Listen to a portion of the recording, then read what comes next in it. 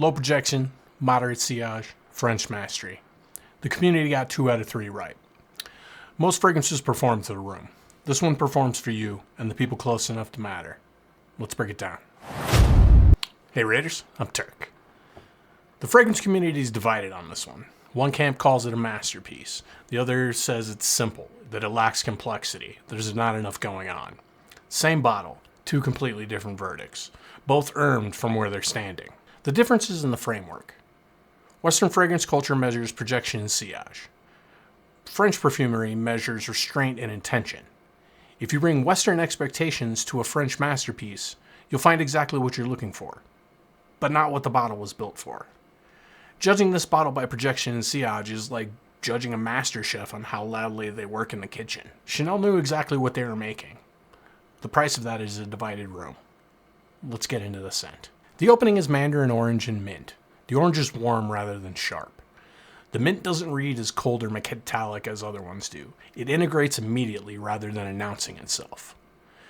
Cypress and sage sit underneath both of them, supporting characters. You won't name them on the first wear, but you notice if they're left.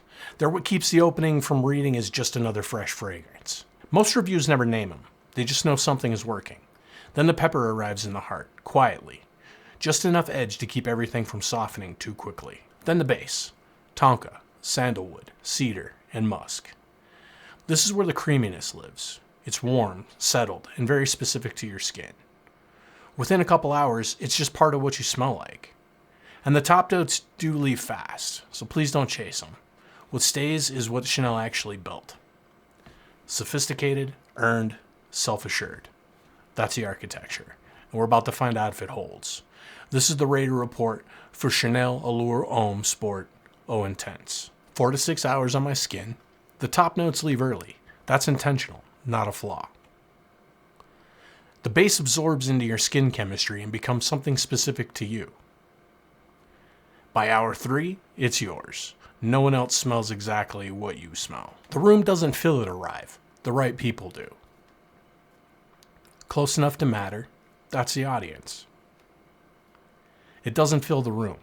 It fills the memory of the person standing next to you. Take it anywhere. It already belongs there. It never announces itself. It's never too much, and it's never competing with the room.